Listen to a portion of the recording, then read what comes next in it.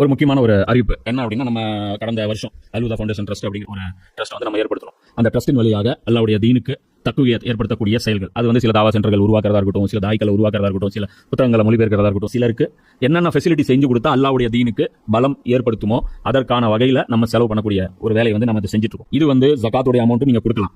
இது வந்து நீங்க அல்லாஹ்வுக்கு அழகிய கடன் அப்படிங்கிற அடிப்படையிலும் கொடுக்கலாம். அல்லாஹ்வுடைய தீனுக்கு எது எல்லாம் வலிமைப்படுத்தக்கூடிய வேலையோ, அல்லாஹ்வுடைய அந்த தக்பீர் ரப் இகாமத் தீனுக்காக செலவிடப்படும் ஒவ்வொரு பைசாவும் அல்லாஹ்வுக்கு கடன். ஏன்னா இது வந்து ரசூல் செய்ய வேண்டிய வேலை, அது நம்மள செய்ய சொல்றான் அல்லாஹ். அதனால இதுக்கு ஃபுல் அண்ட் ஃபுல் இன்சார்ஜ் எல்லாம் என்ன எடுத்துக்கிறான், இது எனக்காக நீ கொடுத்த கடன் சொல்றான்.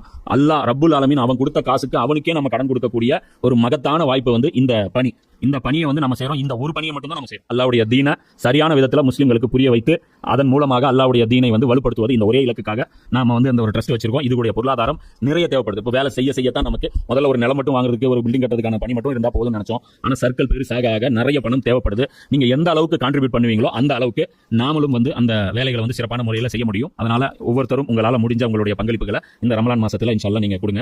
அவங்களுடைய முழு இதையும் காட்டுவதற்கு வாய்ப்பு கிடைக்காது.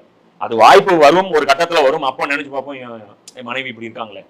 அப்போ வெளியே வந்து ஒரு 4 பேர்கிட்ட பேசும்போது தெரியும் புருஷன் எப்படி வச்சிருக்கான், பொண்டாட்டி எப்படி இருக்கிறாங்க அப்படின்னு. அதனால அல்லாஹ் என்ன சொல்றான், அட்வைசபிள் என்ன, சண்டை எடுத்தவொடனே போட்டுக்காதீங்க, கொஞ்சம் விட்டு கொடுத்து போங்க, என்ன பொறுமையா இருங்க. நான் சொல்றேன், அல்லாஹ் அட்வைஸ் பண்றான். அதே மாதிரி பிடிக்காம ஒரு விஷயம் போயிருச்சுன்னா எடுத்தெறிஞ்சு உடனே டைவர்ஸுக்கு போயிடாதீங்க. அதுல பிடிச்ச சில விஷயங்கள் பின்னாடி வரும். 2 வருஷம் கழிச்சு 3 வருஷம் கழிச்சு நிறைய பார்ப்போம்.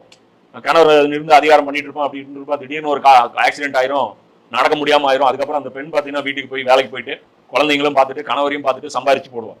அப்போ எப்படி இருப்பான் அந்த பொண்ணு, இவ்வளவுதானே நாம வந்து அப்படி திட்டணும் இப்படி திட்டணும். அப்போ காலம் பூரா அப்புறம் நீங்க வருத்தப்படுவீங்க. அப்போ அது மாதிரி எப்போ எந்த சூழ்நிலை வரும்னு தெரியாது. அதனால அல்லாஹ் என்ன சொல்றான், எந்த மனைவி அல்லாஹ் அமைச்சு கொடுத்துட்டான், அது விதியில வந்துருச்சு, நம்ம இதுல என்ன அமைஞ்சிருக்கோ அதை வரைக்கும் முடிஞ்ச வரைக்கும் அதை வந்து வச்சு வாழறதுக்கு பாருங்க அப்படிங்க. நீங்கள் ஒரு மனைவிக்கு பதிலாக வேறு ஒருத்தியை மனைவியாக கொண்டு வர நாடினால், நீங்கள் அவளுக்கு பண குவியலையே மகராக கொடுத்திருந்தாலும் கூட அதிலிருந்து கொஞ்சம் கூட திரும்ப பெறாதீர்கள். நீங்கள் அவதூறு கூறியும் வெளிப்படையாக கொடுமை இழைத்தும் அதனை திரும்ப பெறுவீர்களா? இந்த இடத்துல அல்லாஹ் என்ன சொல்றான், அப்படி நீங்க வந்து சரி முடியவே மாட்டேங்குது, ஒத்தே வர மாட்டேங்குது, டெய்லி பஞ்சாயத்தா இருக்குது, இதனால தொந்தரவே வேண்டாம், நிம்மதியே இல்லை, வீட்டுல நிம்மதி இருக்கணும், நிம்மதியே இல்லை, அந்த அளவுக்கு இருக்குது அப்படிங்கிற பட்சத்துல அல்லாஹ் என்னங்கிறான், சரி அந்த பெண்ணை விட்டுட்டு வேற பெண்ணை கல்யாணம் பண்றதுன்னு முடிவு பண்ணிட்டியா, அந்த டைம்ல நீ என்ன பண்ணும், எவ்வளவு அந்த பெண்ணுக்கு நீ கொடுத்திருந்தாலும் நீ திரும்ப வாங்கக்கூடாது. ஏன்னா நீ தான் வேணாங்கிற. அந்த பொண்ணு வந்து போறேன்னு சொல்லல. போறேன்னு சொன்னா மகர் வந்து ஆணுக்கு வந்துடும். இவன் முடிவு எடுத்தா, ஆண் முடிவு எடுத்தா, நீ எவ்வளவு கொடுத்திருந்தாலும் ஒத்த பைசா வாங்கக்கூடாது. இதுல வந்து அல்லாஹ் இன்னொரு சட்டமும் வந்து இஸ்லாம் வந்து என்ன சொல்லுது, ஒரு பெண்ணுக்கு மகர் எவ்வளவு நிர்ணயம் பண்ணலாம், லிமிட் இருக்குல்ல. இன்னைக்கு மகருங்கிறதே இன்னைக்கு இஸ்லாத்துல இன்னைக்கு வந்து ரொம்ப ரேர் ஆயிடுச்சு. நீங்க தௌஹீத் ஜமாத்து கொஞ்சம் அந்த ஃபீல்ட் ஒர்க் பண்ணுங்காட்டி தான் கொஞ்சம் வந்து என்ன இருக்கு, அந்த மகர் பத்திய கொஞ்சம் விழிப்புணர்வு ஏற்பட்டிருக்கு. அந்த வரதட்சணை பற்றிய அந்த விழிப்புணர்வு கொஞ்சம் இருக்கு. சில வரதட்சணை இல்லாத திருமணங்கள் இன்னைக்கு நடக்குது அப்படின்னா அதோடைய மெயின் காரணம் வந்து தௌஹீத் ஜமாத்துடைய அந்த பிரச்சாரம் வந்து நாம மறுக்க முடியாது. அப்போ மகர்னா என்ன, பெண்ணுக்கு ஒரு மணமகன் கொடுத்து கல்யாணம் பண்ணும், இதுதான் மகர். அப்ப இது லிமிட் இருக்கா, லிமிட்டே கிடையாது. அல்லாஹ் என்ன சொல்றான், ஒரு குவியல்னா என்ன, பெரிய இப்படி இந்த அளவுக்கு தங்கம் கொண்டாந்து ஒரு குவியலே கொடுத்திருந்தாலும் லிமிட் வந்து என்ன பண்ண முடியாது, அது திருப்பி வாங்க முடியாது. இதை வச்சுதான் உமர் லியானு காலத்துல அந்த ஒரு வயசான அம்மா ஒருத்தவங்க எந்த கேள்வி கேட்பாங்க தெரியுமா, உமர் லியானு கிட்ட வந்து ஆண்கள் சொல்லுவாங்க, பெண்கள் அதிகமா மகர் கேட்கறாங்க, வரதட்சணை குடும்பம் இங்க நடக்கிற மாதிரி அங்க ஆண்களுக்கான வரதட்சணை குடும்பம் மகர் குடும்பம் நடக்குது. அப்போ மகர் வந்து ரொம்ப எங்க மேல அதிகப்படுத்துறாங்க, எங்களால அவ்வளவு மகர் வந்து எங்களுக்கு கட்டுப்படி ஆக மாட்டேங்குது, கொஞ்சம் லிமிட் பண்ணுங்க அப்படின்னா உமர் லியானு வந்து ஒரு லிமிட் பண்றாரு, ஒரு 40 தங்க காசு 30 தங்க காசு, இதுக்கு மேல நீங்க கேட்க கூடாதுன்னு. உடனே ஒரு அம்மா எந்திரிச்சு என்ன சொல்றாங்க, குர்ஆன்ல அல்லாஹ் என்ன சொல்றான், ஒரு குவியலே கொடுத்திருந்தாலும் நீங்க என்ன பண்ணக்கூடாது, திரும்ப வாங்கக்கூடாதுங்கிறான். அப்போ குர்ஆன்லயே அல்லாஹ் என்னங்கிறான், அன்லிமிட்டடுங்கிறான். அப்ப நீங்க எப்படி லிமிட் போடலாம் அப்படின்னு உடனே உமர் லியானு என்ன சொல்றாங்க, இந்த அம்மா வந்து எனக்கு வந்து விளங்க வச்சுட்டாங்க அப்படிங்கிறான். உமருடைய நாவல அல்லாஹ் பேசுறான், அதெல்லாம் இருக்கு. ஆனா இங்க ஆட்சியாளர் எப்படி இருக்கிறாரு, ஒரு சாதாரண குடிமகன் வந்து அப்ஜெக்ஷன் பண்ணாலே அந்த சட்டத்தை என்ன பண்ணிட்டாரு, ரிவர்ஸ் பண்ணி. அப்ப இதுல இன்னொரு விஷயமும் நம்ம மெயினா பார்க்கணும், என்ன அப்படின்னா பைபிள்ல தலாக்குங்கிறதே கிடையாது. ஏன் வந்து இஸ்லாத்துல வந்து தலாக் வந்து இவங்க கேலி குத்தாக்குறாங்க, இவங்க தலாக் விடுறாங்கன்னு சொல்லிட்டு மீடியா எல்லாம் வந்து நம்மளை கேவலப்படுத்துறாங்க. ஏன்னு பார்த்தீங்கன்னா கிறிஸ்தவ மதத்துல தலாக் கிடையாது.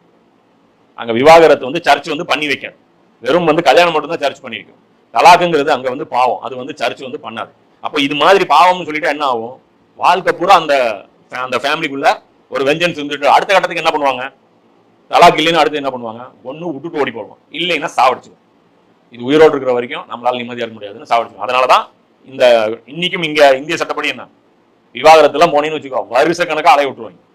இன்னைக்கு ஷரியத் மஸ்ஜித் எல்லாம் போனோம்னா ஈஸியா வந்து விவாகரத்து வந்து ஈஸியான அவ்வளவு சீக்கிரம் தரமாட்டாங்க. ஆனா விவாகரத்து தான் முடிவு அப்படின்னா, ஆனா இந்த ப்ராசஸ் என்னவா இருக்கும், எளிமையா இருக்கும். சந்தேகமின்றி நீங்கள் ஒருவரோடு ஒருவர் கலந்து இன்பம் துய்த்து இருக்கிறீர்கள். மேலும் அந்த மனைவியர் உங்களிடமிருந்து உறுதியான ஒப்பந்தத்தையும் பெற்றிருக்கின்றார்கள். அவ்வாறு இருக்க அப்பொருளை அவர்களிடம் இருந்து எவ்வாறு திரும்ப பெற முடியும்? நீங்க எப்படி வந்து அந்த பெண்ணு கிட்ட இருந்து அந்த மகரை வந்து நீங்க திரும்ப வாங்கலாம்? மகர் திரும்ப வாங்குறதுல நியாயமே இல்லை. அல்லாஹ் சொல்றான், ஒரு பெண்ணை கல்யாணம் பண்ணீங்க, அவங்கள வந்து ஊர் அறிய அந்த பெண்ணை வந்து கல்யாணம் பண்ணி கூட்டிட்டு வரீங்க. நாளைக்கு நீங்க டைவர்ஸ் விடுறீங்க. விடும்போது என்ன நினைப்பாங்க, ஊர்ல என்ன நினைப்பாங்க, அவ்வளவு சீக்கிரம் ரெண்டாவது கல்யாணம் அந்த பெண்ணுக்கு நடந்துருமா, என்ன பிரச்சனையோ, எதனால கல்யாணம் வேண்டாம்னு சொன்னாங்களோ, அப்படியே அந்த அதுக்கு 1008 அந்த பெண்ணு தான் வந்து அதோடைய லோடை வந்து சுமக்கணும். அந்த மாதிரியான சூழ்நிலையில அவளுக்கு வந்து பினான்சியல் ஒரு பேக்கப்பும் இல்லாம போயிருச்சுன்னா அந்த பெண் வந்து என்ன பண்ணுவா? அப்போ அதனால அல்லாஹ் என்ன சொல்றான், அவ்வளவு கல்யாணம் பண்ணி நீங்க தானே பார்த்து தானே கல்யாணம் பண்ண, போறீங்க பேசுறீங்க, 1008 வாட்டி விசிட் போறீங்க, போய் பார்த்து பேசி, அதுவும் அந்த காலத்துலலாம் பாட தெரியுமா, பேச தெரியுமா, ஆக்க தெரியுமா, கூட்ட தெரியுமா, துவைக்க தெரியுமா, எல்லா ஆராய்ச்சியும் பண்ணிட்டு கூட்டிட்டு வந்து அதுக்கப்புறம் நொட்டு சொல்லி தாட்டி விட்டுடலாம் அப்படின்னு போனோம்னா அதை எப்படி பண்றீங்க? அதான் அல்லாஹ் கேட்கறான். பார்த்து தானே கல்யாணம் பண்ணிட்டு வந்தீங்க, அப்புறம் என்ன பொசுக்குன்னு வேணான்ட்டு அப்புறம் பொருள் வேற கேட்கறீங்க? அல்லாஹ் சொல்றான். மேலும் உங்கள் தந்தையர் மனம் முடித்திருந்த பெண்களை நீங்கள் ஒருபோதும் மனம் முடித்துக் கொள்ளாதீர்கள். முன்னால் நடந்தது நடந்துவிட்டது. உண்மையில் இது ஒரு மானக்கேடான வெறுக்கத்தக்க செயலாகும், கீழ்த்தரமான நடத்தையும் ஆகும். அப்பா சொல்றேன்ல, இந்த சொசைட்டிக்கு வேல்யூஸ் வந்து அல்லாஹ் வந்து கத்துக் கொடுக்குறான். எது எல்லாம் அருவருக்கத்தக்க செயல் அல்லாஹ் சொல்றான். உங்க அப்பா கல்யாணம் பண்ண ஒரு மனைவி, அதாவது ஒரு கணவருக்கு 2 மனைவிகள் இருக்காங்க, ஒரு மகன் அந்த முதல் மனைவிக்கு இருக்கிறார். இப்ப 2வது ஒரு மனைவியா அப்பா கல்யாணம் பண்றாரு. இப்ப அப்பா மவுத் ஆயிட்டாரு. இப்ப இந்த 2வது மனைவிய முதல் மனைவியுடைய மகன் இருக்கான் பாரு, தன்னுடைய சித்தியை வந்து அவன் கல்யாணம் பண்ணுவான். இது வந்து அல்லாஹ் என்ன சொல்றான், இது ஹராமுங்கிறான். அப்போ வந்து குறைஷிகள் மத்தியில அது இருந்துச்சு. அது அல்லாஹ் சொல்றான், சித்தியை போய் இப்படி கல்யாணம் பண்றீங்களே, இது வந்து ஹராமு. முன்னால் நடந்தது நடந்து விட்டு, இதுக்கு முன்னாடி ஆல்ரெடி கல்யாணம் பண்ணி முடிச்சிருப்பீங்க, அது பிரச்சனை இல்லை, அதுக்கு வந்து நான் தண்டனை கொடுக்க மாட்டேன். என்ன, உண்மையில் இது ஒரு மானக்கேடான வெறுக்கத்தக்க செயலாகும், கீழ்த்தரமான நடத்தையும் ஆகும். இப்போ முன்னால் நடந்தது பிரச்சனை இல்லைன்னா என்ன நடத்துறோம்? இப்போ இஸ்லாத்துக்கு ஒருத்தர் வரும்போது இந்த முறையில ஒருத்தர் கல்யாணம் பண்ணியிருந்தா இது என்ன பண்ணணும்? தலாக் விடணும். இத்தனை நாள் நீங்க புருஷன் பொண்டாட்டின்னு இருந்தாலும் இஸ்லாத்துக்கு ஏத்துட்டீங்கன்னா அப்ப நீங்க என்ன பண்ணணும்? தலாக் விட்டோம். இதெல்லாம் கொஞ்சம் கஷ்டமான விஷயம் தான் இஸ்லாத்துக்கு வர்றவங்க. உதாரணத்துக்கு அக்கா பொண்ணு வந்து கல்யாணம் பண்ணக்கூடாது இஸ்லாத்துல. சகோதரியுடைய மகள், அவளை வந்து கல்யாணம் பண்ணக்கூடாது. ஆனா இந்து மதத்துல என்ன இருக்கு, மாமாவை அக்கா பொண்ணு கல்யாணம் பண்ணுவாங்க. ப்ரையாரிட்டியா இருந்தா அந்த காலத்து சினிமாலாம் என்ன வரும், அக்கா பொண்ணுனால முறை பொண்ணு அப்படிம்பாங்க. அக்கா பொண்ணை யார் கல்யாணம் பண்ணுவா? மாமா வந்து கல்யாணம் பண்ணுவார். மாமா வந்து தன்னுடைய சகோதரியுடைய மகளை கல்யாணம் பண்ணக்கூடாது. ஆனா கல்யாணம் பண்ணி அந்த ஃபேமிலி இஸ்லாத்துக்கு வந்துச்சுன்னா இந்த கல்யாணம் செல்லாது. இதெல்லாம் விட்டு கொடுத்தா அவங்க எவ்வளவு பெரிய கஷ்டம் நினைச்சுக்கணும். அப்போ 2 குழந்தைங்க இருக்கும், அது யார் அப்பா யார் அம்மா? ஆனா இஸ்லாத்துக்கு வந்து அதெல்லாம் தியாகம் பண்ணி தான் ஆகும். அதெல்லாம் வந்து ஒரு கஷ்டமான ஒரு சூழ்நிலை. அதனால தான் அவங்களுக்கு என்ன, இஸ்லாத்துக்கு பைபர்த்து இஸ்லாம் வந்து எவ்வளவு ஈஸின்னு நினைச்சுப்பாரு. புரியுதா? அதே மாதிரி ஒரு முஸ்லீம் அல்லாத ஒரு அப்பாவுக்கு ஒரு முஸ்லீம் இருக்கிற ஒரு மகன் இருக்கிறாருன்னு, அவருடைய சொத்து கிடைக்காது. அம்பானியோடைய பையன் நாளைக்கு முஸ்லீம் ஆயிட்டாருன்னா அம்பானியோடைய சொத்துல ஒரு நயா பைசா கூடாது. அப்போ அது எல்லாமே என்ன இருக்கு, இப்போ இஸ்லாத்துல எவ்வளவு விஷயங்கள் இருக்கு, அதெல்லாம் பார்த்துக்கணும். அப்போ இது மாதிரி மகரமான உறவுகளை வந்து என்ன பண்ணக்கூடாது, செய்யக்கூடாது. அது இல்லாம எல்லாம் என்ன பண்றான், ஒரு பெரிய லிஸ்ட் இதுல போட்டுறோம், யார் யாரெல்லாம் கல்யாணம் பண்ணக்கூடாது அப்படிங்கிறது. பின்வரும் பெண்களை மனம் புரிவது உங்களுக்கு தடை செய்யப்பட்டுள்ளது. பின்னாடி ஒரு லிஸ்ட் எல்லாம் சொல்றான். இந்த லிஸ்ட்ல இருக்கிறவங்க உங்களுக்கு தடை. நம்பர் 1 உங்கள் தாய்மார்கள், அம்மாவை கல்யாணம் பண்ணக்கூடாது. நம்பர் 2 புதல்விகள், உங்களுடைய பெண் குழந்தைய நீங்க கல்யாணம் பண்ணக்கூடாது. உங்கள் சகோதரிகள், உங்களுடைய கூட பிறந்த சகோதரிகளை கல்யாணம் பண்ணக்கூடாது. உங்கள் தந்தையின் உடன் பிறந்த சகோதரிகள், புப்பு தந்தையுடைய சகோதரியை கல்யாணம் பண்ணக்கூடாது. உங்கள் அன்னையின் உடன் பிறந்த சகோதரிகள், சாலா, அப்போ இந்த உறவையும் கல்யாணம் பண்ணக்கூடாது. மேலும் சகோதரனின் புதல்விகள், புரியுதா, அண்ணன் குழந்தை தம்பி குழந்தை, இதை வந்து நீங்க கல்யாணம் பண்ணக்கூடாது. சகோதரியின் புதல்விகள், அக்கா பொண்ணு தங்கச்சி பொண்ணு, இந்த பொண்ணுங்களை கல்யாணம் பண்ணக்கூடாது. அதே யார் கல்யாணம் பண்ணலாம், சித்தப்பா பொண்ணு, சித்தப்பா அண்ணன் தம்பி 2 பேர் இருக்காங்க, இவங்களுடைய குழந்தையும் இவங்களுடைய குழந்தையும் கல்யாணம் பண்ணலாம். புரியுதா? ஆனா பெரியப்பா வந்து தன்னுடைய தம்பி பொண்ணை கல்யாணம் பண்ணக்கூடாது. சித்தப்பா வந்து தன்னுடைய அண்ணன் பொண்ணை கல்யாணம் பண்ணக்கூடாது. புரியுது? அதே மாதிரி மாமா வந்து அக்கா பொண்ணை கல்யாணம் பண்ணக்கூடாது.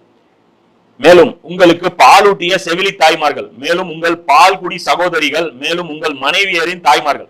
இந்த இடத்துல அல்லாஹ் என்ன சொல்றான், உங்களுக்கு பால் கொடுத்திருப்பாங்க, பால் கொடுத்திருந்தா அந்த தாய்மார்கள் இருக்காங்கல்ல, ரசூலுல்லாஹ் எடுத்து போய் வளர்க்குறாங்க இல்லையா, ஹலிமா வளர்க்குறாங்க இல்லையா, அவங்க யாரு? நிஜமாலுமே அவங்க அம்மா தான். அப்போ பால் குடிச்சா அந்த யார்கிட்ட நீங்க பால் குடிச்சீங்களோ குழந்தையா இருக்கும் போது அந்த தாய்மார்களை நீங்க கல்யாணம் பண்ணக்கூடாது. இதுக்கு எவ்வளவு கண்டிஷன் அப்படின்னா, பால் குடிக்கிறதுனா என்னன்னா 2 வயசுக்கு உள்ள இருக்கணும். 2 வயசுக்கு உள்ள இருக்கணும். 5 தடவையோ அல்லது 6 தடவையோ குடிச்சிருக்கணும். ஏதோ ஒரு தடவை அவசரத்துக்கு பால் கொடுத்தாங்க, பக்கத்துல குழந்தை அழுவுது, ஏதோ அவங்க அம்மா வந்துட்டு ஆஸ்பத்திரியில குளுக்கோஸ் ஏறிட்டு இருக்கு, இப்போ பக்கத்து பெட்ல இருக்கிற ஒரு அம்மா தூக்கி குழந்தை பால் கொடுத்துட்டாங்கன்னா அவங்க உடனே அம்மா ஆயிட மாட்டாங்க. 5 தடவை 6 தடவை அது கண்டிஷன் இருக்கு, சரியா எனக்கு தெரியல. அப்போ அந்த கண்டிஷன் அது அத்தனை தடவை குடிச்சிட்டாங்க அப்படின்னா அது வந்து என்ன ஆயிரும்? அது அம்மா உறவாயிரும். அவனுடைய தம்பி உனக்கு தம்பி ஆயிரும், அவனுடைய அக்கா வந்து உனக்கு சொந்த அக்கா, கல்யாணத்துக்கு மனம் முடிச்சது. மேலும் உங்கள் பால்குடி சகோதரிகள், அப்ப பால்குடி சகோதரிகள் நினைச்சுப்பாரு, நீ யார்கிட்ட பால் குடிச்சோ அவங்ககிட்ட பால் யாரெல்லாம் குடிச்சாங்களோ அவங்க எல்லாருமே சகோதரிகள். இது ஏன் அல்லாஹ் வச்சிருக்கான்? இதுல என்ன ஹிக்மத் இருக்கு நமக்கு தெரியாது, புரியுதா? இது அல்லாஹ் படைச்சவன் மட்டும்தான் டிசைட் பண்ண முடியும். எந்த உறவை கல்யாணம் பண்ணணும், எந்த உறவை கல்யாணம் பண்ணக்கூடாதுன்னு அல்லாஹ் தான் சொல்ல முடியும். மேலும் உங்கள் மனைவியரின் தாய்மார்கள், மாமியார், இப்போ மாமியார் என்ன பண்ண முடியாது? கல்யாணம் பண்ண முடியாது. நீங்கள் உடல் உறவு கொண்ட மனைவியர், தம் முன்னாள் கணவர் மூலம் பெற்றெடுத்த உங்கள் மடிகளில் வளர்ந்துள்ள புதவிகள். அதாவது உங்களுடைய மனைவி, அவங்களுக்கு வேற ஒருத்தர் ஏற்கனவே ஒரு கல்யாணம் ஆயிருக்கு, அவரு விதவை ஆயிட்டாங்க, அந்த கணவர் செத்துட்டாரு, ஆனா இந்த அம்மாவுக்கு ஆல்ரெடி ஒரு பொண்ணு இருக்கு. இப்போ அந்த அம்மாவை கல்யாணம் பண்ணும்போது அந்த பொண்ணு இருக்கு இல்லையா, அந்த பொண்ணு நீங்க என்ன பண்ணக்கூடாது? கல்யாணம் பண்ணக்கூடாது. புரியுதா இல்லையா சொல்றது? ஒரு விதவை இருக்காங்க, ஒரு விதவைய ஒரு ஆண் வந்து கல்யாணம் பண்றாரு, அந்த விதவைக்கு ஆல்ரெடி ஒரு பொண்ணு இருக்கு, அந்த பொண்ணுக்கு இவர் என்ன பண்ண முடியாது? கல்யாணம் பண்ண முடியாது. அல்லாஹ் சொல்றான், அத்தகைய உங்கள் மீது நீங்கள் அம்மனைவியருடன் உடல் உறவு கொள்ளவில்லையாயின் அவர்களை விடுத்து அவர்களின் புதல்விகளை மனமுடித்துக் கொள்வதில் உங்கள் மீது எத்தகைய குற்றமும் இல்லை. மேலும் உங்கள் முதுகு தண்டுகளில் இருந்து பிறந்த உங்கள் புதல்வர்களின் மனைவியரை மனம் புரிவதும் இரு சகோதரிகளை நீங்கள் ஒரு சேர மனைவியராக்குவதும் தடை செய்யப்பட்டுள்ளது. அதே மாதிரி அல்லாஹ் என்ன சொல்றான்? உங்களுடைய புதல்வர்களின், உங்களுடைய மருமகளையும் கல்யாணம் பண்றது கூடாது. மகனுடைய மனைவி, இப்ப மகன் செத்து போயிட்டான், இப்ப அந்த மாமனாரு அந்த பொண்ணை கல்யாணம் பண்ணலாமா? பண்ணக்கூடாது. இதெல்லாம் வந்து டிசிப்ளின் நல்லா கத்துக் கொடுக்குறான், புரியுதா? நமக்கு கன்ஃபியூஷனே கிடையாது. ஆனா கடவுள் இல்ல, கடவுள் இந்த உலகத்தை படைக்கல அப்படிங்கிற மக்களுக்கு இதுல எதுலையுமே கிளாரிட்டி இருக்காது.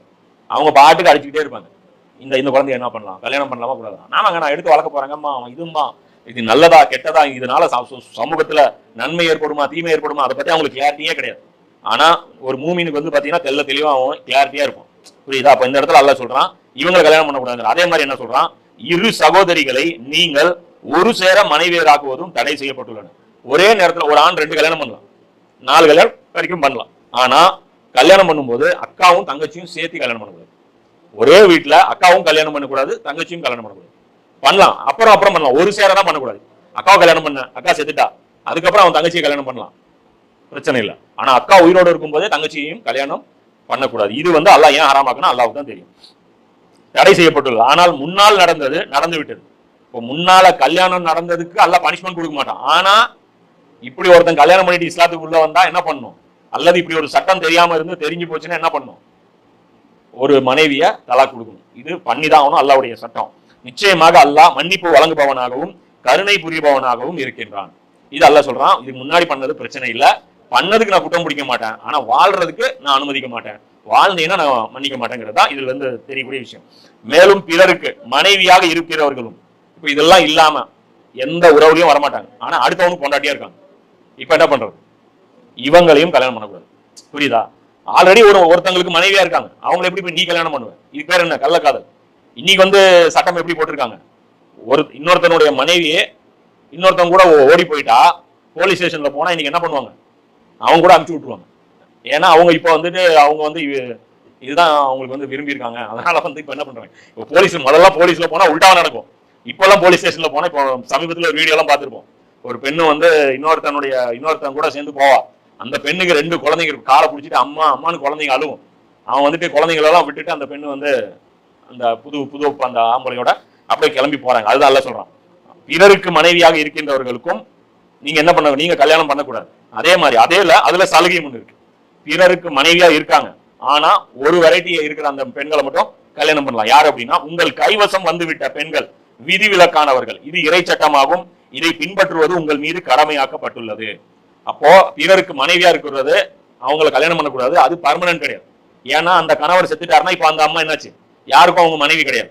அப்ப அவங்களையும் கல்யாணம் யார் வேணாலும் பண்ணலாம், ஓகேவா? அப்ப அந்த மேல இருக்கிற இந்த உறவு முறைகள் இல்லாம இருக்கணும். பிறருக்கு மனைவியா இருக்கிற யார் வேணாலும் அந்த அந்த கணவர் இறந்துட்டாரு அப்படின்னா பண்ணலாம். அதே மாதிரி இப்போ இன்னொருத்தருடைய மனைவி போர்ல வர்றாங்க. இப்போ போர்ல வந்து அவங்க வந்து பிணை கைதி, அடிமை பெண், அடிமையா பிடிக்கப்பட்டாங்க. இப்போ இந்த பெண்ணு அடுத்தவனுடைய மனைவி. இப்போ இவங்களை என்ன பண்றது? கல்யாணம் பண்ணலாம். ஏன்னா இது எக்ஸம்ஷன். போருக்கு வந்தது எதுக்கு? உங்களுடைய கொள்கையை எதிர்த்து சண்டை போட்டு உங்களை கொல்றதுக்காக வராங்க. புரியுதா? அப்போ இவங்களுக்கு வந்து இவங்களை வந்து நியாயப்படி உங்களை என்ன பண்ணும்? உங்களை கொல்ல வந்த ஒருத்தர என்ன பண்ணும்? நீங்க கொல்லணும். போர்க்களம்ங்கிறது என்ன? ஒண்ணு நீ சாகணும், இல்லைன்னா நான் சாகணும். அதான் போர்க்களம். இன்னைக்கு இஸ்ரேல் பாலஸ்தீன என்ன நடக்குது? இப்படியும் புல்லட்டு. நீ சுட்டா நீ அதிர்ஷ்டசாலி, நான் சுட்டா நான் அதிர்ஷ்டசாலி. நானும் மிசைல் அடிக்கிறேன், நீயும் மிசைல் அடிக்கிற, நீ ஜெயிச்சா இது போருங்கிறதே இதுதான். அந்த இடத்துல வந்து போருங்கிற இடத்துல வந்து ஒரு மனித உயிர் எவ்வளவு இறக்கமானது தெரியுமா அப்படின்னா, அவன் உயிர் எடுத்துட்டு போயிடும். புரியுதா? அந்த இடத்துல வந்து பாவம் அந்த ராணுவ வீரருக்கு ஒரு குடும்பம் இருக்கு தெரியுமா? அவர் வீட்டுல 5 வயசுல 2 குழந்தை இருக்கு, கல்யாணம் வயசுல ஒரு குழந்தை. அதேதான் இங்கேயும் இங்க இருக்கிற ராணுவ வீரர்களுக்கும் அதேதான் இருக்கு, அதுவும் இருக்கு. அப்ப இது எக்ஸம்ஷன். எது? போருக்குன்னு ஒரு பெண் வந்துட்டாங்க அப்படின்னா, இப்ப இங்க இருக்கு மட்டும் கிடையாது. இங்க பாத்திமார்கள் வந்தாங்களா, அவங்க உங்களுக்கு பிடிச்சிட்டு போயிட்டாங்களா, அலி கணவரா, நீங்க கூட்டு போங்க, பிரச்சனை கிடையாது. ஆனா அவங்க போக மாட்டாங்க, அவங்க உயிரே கொடுத்துருவாங்க. இவங்கள சரண்டர் ஆயிடுவாங்க. யாரு? இஸ்லாத்தை எதிர்த்து அவங்க சண்டை போடுற அந்த கூட்டம்லாம் ஓடிடுவாங்க, பயந்துருவாங்க, சரணடைஞ்சிருவாங்க. எனக்கு தெரிஞ்ச வரைக்கும் ஒரு பெண்ணு கூட அங்க உயிரோட அங்க போய் சேர்ந்ததே கிடையாது. சாகிற வரைக்கும் அவங்களே ஃபைட் பண்ணி அங்கேயே செத்துருவாங்க. புரியுதா? இன்னொருத்தர் வந்து கூட்டிட்டு போற அளவுக்கு அவங்க விடவே மாட்டாங்க. அதே மாதிரி இந்த இடத்துல என்ன அப்படின்னா, அந்த பெண்ணை கல்யாணம் பண்றது கூட எப்படி? அந்த ஸ்பாட்ல அவனே எடுத்துக்கூடாது. அது அரசாங்கம் வந்து கேப்சர் பண்ணிடும். அந்த அடிமை பெண்களை கொண்டுட்டு போயிடும், அதை கொண்டு போய் வந்து வச்சிரும். இது கல்யாணம் அவங்கள பண்ணியே ஆகணும்லாம் கம்பல்சரி கிடையாது. இது பிற்காலத்துல, அது அந்த காலத்துல வந்து ஜெயிலுங்கிற ஒரு சிஸ்டம் கிடையாது. இன்னைக்கு அந்த பெண்களை கொண்டு போய் ஜெயில வைக்கலாம், பிணை கைதியா வைக்கலாம். அதே மாதிரி உங்களுடைய கைதிகள் யாராவது அடிபட்டவங்க, ஏதாவது ஒரு ராணுவ வீரர் அடிபட்டு இருப்பாரு, காலில் குண்டு போட்டு அப்படியே கடந்திருப்பாரு, அந்த பக்கம் போய் நீங்க அவரை தூக்க முடியாது, ஆப்போசிட்ல இருக்கிறவங்க தூக்கிட்டு போயிருப்பான். அப்ப அந்த டைம்ல எக்ஸ்சேஞ்ச் எல்லாம் பண்ணி நம்ம இது பண்ணிக்கலாம். புரியுதா? பிரிசனர்ஸ் எக்ஸ்சேஞ்சுன்னு ஒன்று இருக்கு, தெரியுமில்ல? தெரியாதா? கைதிகள் பரிமாற்றம்னு ஒன்று இருக்கு. இந்தியா பார்டர்ல சில பேர் பாகிஸ்தான் பிடிச்சி வச்சிருப்பான், பாகிஸ்தான் பார்டர்ல இருக்கிறவங்க சில பேர் இந்தியா பிடிச்சி வச்சிருப்பான். ஏதோ ஒரு பேச்சுவார்த்தையும் ஒரு கட்டம் வரும்போது நாங்க ஒரு 10 பேரை வரோம், நீங்க ஒரு 10 பேரை விடுங்க. புரியுதா? இப்ப வந்து ரஷ்யா உக்ரைன்ல இது நடக்குது. இப்ப ஹமாஸ்லயும் பலஸ்தீன இது இஸ்ரேலுக்கும் மத்தியிலும் இது நடக்குது. சரியா? அடிமை பெண்களை பத்தி இன்னும் டீட்டெயிலா நான் வீடியோ வந்து ஃபுல் டீட்டெயில் வீடியோ பேசியிருக்கேன். ஏன்னா அடிமை பெண்களை வந்து பயன்படுத்துவதை பத்தி இஸ்லாம் என்ன சொல்லுதுன்ட்டு அது வந்து டிஸ்கிரிப்ஷன்ல அந்த வீடியோட லிங்க்ல வந்து நான் போட சொல்றேன். அதை பாத்தீங்கன்னா அதுல வந்து உங்களுக்கு கூடுதல் தெளிவு கிடைக்கும். அது ஃபுல்லா இங்க உட்காந்து நம்மளால பேச முடியாது. இவர்களை தவிர மற்ற பெண்களை உங்கள் செல்வத்தின் வாயிலாக மகர் கொடுத்து அடைந்து கொள்வது உங்களுக்கு அனுமதிக்கப்பட்டுள்ளது. இப்ப மேல ஒரு இவ்வளவு பெரிய லிஸ்ட் போட்டாங்கல்ல, அக்கா, தங்கச்சி, அண்ணன் பொண்ணு, அப்பா அக்கா பொண்ணு, சித்தி, மாமனாரு, மருமக, இதெல்லாம் விட்டுட்டு இதுல எதுலையுமே வராத ஒரு கேட்டகரியில இருக்கிற ஒரு பெண்ணை கல்யாணம் பண்ணலாம். ஆனா எப்படி கல்யாணம் பண்ணும்? செல்வத்தின் வாயிலாக. ஆம்பளை பணத்தை கொடுத்து அந்த பெண்ணுக்கு கல்யாணம் பண்ணும். அடைந்து கொள்வது உங்களுக்கு அனுமதிக்கப்பட்டுள்ளது. இதுதான் ஹலாலான திருமணம். அல்லாஹ் சொல்றான், திருமண வரையறைக்குள் நீங்கள் அவர்களை கொண்டு வந்து விட வேண்டும். அவ்வாறு செய்யாமல் அவர்களுடன் நீங்கள் தகாத உறவில் ஈடுபடக்கூடாது. நீங்கள் அவர்களிடம் அனுபவித்ததற்கு பதிலாக அவர்களின் மகரை கடமை என உணர்ந்து அதனை கட்டாயம் அவர்களுக்கு கொடுத்து விடுங்கள். அப்ப அல்லாஹ் என்ன சொல்றான்? கல்யாணம் பண்ணி ஃபேமிலியா வாழுங்க. இந்த பெண்களோட கல்யாணம் பண்ணக்கூடாதுன்ட்டு வெளியே இருக்கிற பெண்களோட கல்யாணம் பண்ணாம வாழ்ந்துறாதீங்க. அதுக்குன்னு என்ன பண்ணணும்? அதுக்குன்னு இப்படி போயிடாதீங்களா, கல்யாணம் பண்ணிட்டு வாழுங்க. இதுதான் வந்து நியாயமானது. மகர் கரெக்டா கொடுத்துருங்க. மகரு கட்டாய கடமைன்னு உணர்ந்து அதனை கொடுத்து விடுங்கள். ஆயினும் மகரை நிர்ணயம் செய்த பின்பு ஒருவருக்கொருவர் மன நிறைவோடு நீங்கள் ஏதேனும் உடன்பாடு செய்து கொண்டால் உங்கள் மீது தவறு எதுவும் இல்லை. நிச்சயமாக அல்லாஹ் நன்கறிபவனாகவும் நுண்ணறிவாளனாகவும் இருக்கிறான். இப்போ மகர் வந்து பிக்ஸ் பண்ணியாச்சு, ஒரு 10 பவுன் தரோம் அப்படின்னு சொல்லிட்டு மாப்பிள்ள வந்து பிக்ஸ் பண்ணிட்டாரு. திடீர்னு மாப்பிள்ள வீட்டுல ஒரு என்ன ஆயிடுச்சு, ஏதோ ஒரு மெடிக்கல் எமர்ஜென்சி வந்துருச்சு, அல்லது ஏதோ ஒரு இதுக்காக பண தட்டுப்பாடு ஏற்பட்டுருச்சு. இப்ப என்ன பண்ணுவாங்க? அந்த இடத்துல சொன்ன மாதிரி மகர் கொடுக்க முடியாது. அப்ப அந்த கல்யாண நேரத்துல அல்லாஹ் என்ன சொல்றான்? அப்படி உங்களுக்கு ஏதாவது கஷ்டம் வந்துருச்சு, அந்த டைம்ல வந்து நீங்க சொன்ன மாதிரி மகர் வந்து கொடுக்க முடியல அப்படின்னா அவங்களும் அதுக்கு ஓகே, பரவாயில்ல, ஆமா உண்மையில கஷ்டம் வந்துருச்சு, எங்களுக்கும் நாங்களும் விட்டு கொடுக்குறோம் அப்படின்னு அந்த பெண் வீட்டுல இருந்து சொன்னாங்க அப்படின்னா அது பிரச்சனை கிடையாது. அதுக்குன்ட்டு பேசணும், மகர் பேசியாச்சு, அது எப்படி குரானுக்கு மாற்றமா போயிருமே அப்படின்னு சொல்லி நீங்க பாட்டுக்கு ஒரே இதுவா எடுத்துக்காதீங்க. பரஸ்பரம் விட்டு கொடுக்கலாம். அதே மாதிரி கல்யாணம் ஆனதுக்கு அப்புறம் அந்த மகர் என்ன பண்ணலாம், வேணான்னு கூட அந்த பெண் வந்து என்ன பண்ணலாம், ஒரு வியாபாரத்துல கஷ்டம் வந்துருச்சு உடனே வந்து பெண் எடுத்து என்ன பண்ணலாம், கொடுத்து மகர் அந்த நகை இருக்கு மகரா போட்டது தான், அதை எடுத்து கொடுத்து இந்தாங்க நீங்க வச்சு சமாளிக்க. மோஸ்ட்லி எனக்கு தெரிஞ்ச வரைக்கும் 90% பெண்கள் தர்றதில்லைன்னு தான் புகார். ஆம்பளை பிச்சை எடுக்க கூட விட்டுறாங்க, ஆனா அந்த நகையை மட்டும், அந்த நகை பெட்டியை மட்டும் ஓப்பனே ஆகல. என்ன வீடு கட்டலாம், இது பண்ணலாம், எல்லாத்துக்கும் எல்லாம் ரைட்டு தான். எங்க அம்மா வீட்டுல போட்டது, எங்க அம்மா வந்து இது பண்ண, அது புடுங்கி வாங்கக்கூடாது, அது வேற விஷயம். ஆனா பெண்கள்கிட்ட இருக்கிறத பார்த்தோம்னா கல் நெஞ்சமா இருக்கிறத பார்க்கணும். அதனாலதான் அந்த ஆணை என்ன பண்றாங்க, போய் வட்டிக்கு வச்சிரு எது அந்த நகையை எடுப்பாங்க, அந்த நகையை கொடுப்பாங்க. எப்படி கொடுப்பாங்கன்னா கொண்டு போய் அடமானம் வச்சு வட்டிக்கு வாங்கி மறுபடியும் எனக்கு வீட்டுக்கு கொடுத்துடணும்பா. அப்ப அறாமான போயிடும். புரியுதா? ஒரு 8 பவுன் இருக்கு, 10 பவுன் இருக்கு, 2 பவுன் வித்தா இவனுக்கு 1 லட்ச ரூபாய் கிடைச்சா போதுன்னு இருக்கும். 2 பவுன் வித்துட்டு தருவாங்களா? தரமாட்டேன். அந்த 10 பவுன் அப்படியே இருக்கணும். அது வந்து நீங்க 1 லட்ச ரூபாய் கடன் வாங்கி, அந்த 1 லட்ச ரூபாய் அவன் கடன் வாங்கிக்குவான். வாங்கிட்டு அந்த வட்டி கட்டுவான் கிட்டத்தட்ட ஒரு 3-4 பவுன் காசுக்கு வட்டியும் கட்டிடுவான். அது இல்லாம கல்யாணம் வரும்ல, இவங்க ஃபேமிலி கல்யாணம் எப்பெல்லாம் வருதோ அந்த டைம்ல மறுபடியும் அதை எடுத்துட்டு வந்து கொடுக்கணும். அந்த டைம்ல அவன் ஃப்ரெஷ்ஷா இன்னொரு வாட்டி வட்டிக்கு வாங்குவான். ஏன்னா அந்த நகையை மீட்டு எடுக்கணும்ல. இதுக்குன்னு அதாவது நகையை வைக்கிறதுக்குன்னு ஒரு கடை இருக்கு. இது சொல்றாங்க லலிதா ஜுவல்லர்ஸ், எங்கள்கிட்ட நகை வாங்கவில்லையா அப்படிங்கிறான். இவன் வீட்டுல உங்க நகையை சும்மா வச்சிருக்கீங்களா? யாரு? சத்யராஜ் வர்றாரு. வீட்டுல உங்க நகை சும்மா இருக்குதா? நகையும் வேலை செய்ய விடுங்க, கொண்டு வந்து எங்களை வைங்க அப்படிங்கிறான். இது ஆயிடுச்சு. அடுத்தது இன்னொரு ஜுவல்லரிக்காரன் என்னங்கிறான், நகை அடமானத்துல இருக்கா, உங்களுக்கு அதை மீட்டெடுத்து தரணுமா, அதுக்கு நாங்க வழி பண்ணி தரோங்கிறான். அதுக்கு பருத்தி மூட்டை குடல்ல இருக்கான். இப்ப இது எல்லாத்துக்குமே ஆடு. நகை வைக்கிறது, நகை வாங்குறதுக்கு ஆடு, நகை அடமானம் வைக்கிறதுக்கு ஆடு, அடமானத்துல இருந்து ரிலீஸ் பண்ணி அந்த ஒரு நாள் மட்டும் மறுபடியும் போட்டு ஸ்டோ காமிச்சிட்டு அப்படியே எவனும் மதிக்க போறது இல்ல. என்ன மதிப்புங்கிறது மனுஷனுக்கு இருக்கணும், நம்ம நகைக்கு இருக்கக்கூடாது. இப்ப அரவிந்த் சாமி ஒரு இன்டர்வியூ கூட சொன்னாரு, சூப்பரான ஒரு இது என்ன அப்படின்னா, கார்ல பந்தாவா போய் இறங்குறது வந்து அவங்க பெருமை நினைச்சுக்கிறாங்க. ஒரு வாட்ச் வந்து காஸ்ட்லியா கட்டுறது பெருமை நினைக்கிறாங்க. அவன் மதிச்சது உங்கள் இல்ல உங்க காரை, அவன் மதிச்சது உங்கள் இல்ல உங்க வாட்சை. வாட்ச் ஒரு ரோலக்ஸ் கட்டியிருக்காண்டா, ஐபோன் வச்சிருக்காண்டா, சாம்சங் S24 அல்ட்ரா வச்சிருக்காண்டா. அந்த வாட்ச் மதிப்பு அது கிடையாது. சைக்கிள்ல போய் இறங்கினாலும் டே இவர் வராடுறா அப்படின்னு சொல்லுவோம். ஆட்டோல போய் இறங்கினாலும் யார் தெரியுமா, எவ்வளவு பெரிய ஆள் தெரியுமா அப்படின்னு. இதுதான் நமக்கான மரியாதை. நமக்கான மரியாதையை உருவாக்குற மாதிரி நம்ம ஏதாவது வாழ்க்கையில செய்யணும். அது ஒன்றும் செய்யறது இல்லை. நினைச்சுக்கிறது என்ன, நகை போட்டுக்கிட்டா மரியாதை, என்ன இந்த கார் வச்சா மரியாதை, இந்த வீடு இவ்வளவு வச்சிருந்தா மரியாதை, இப்படி நினைச்சுக்கிறாங்க. இதுல வந்து மரியாதை கிடையாது. அதனால இது பண்ணும். இந்த பெண்கள் வந்து என்ன பண்ணும், கொஞ்சம் நகைகள் விஷயத்துல பிளெக்சிபிளா நடக்கணும். அதுக்குன்னு ஆண்களும் என்ன பண்ணக்கூடாது, பொறுப்பு இல்லாம இந்த நகை வந்து மிஸ்யூஸ் வந்து பண்ணக்கூடாது. இது வரைக்கும் போதும்.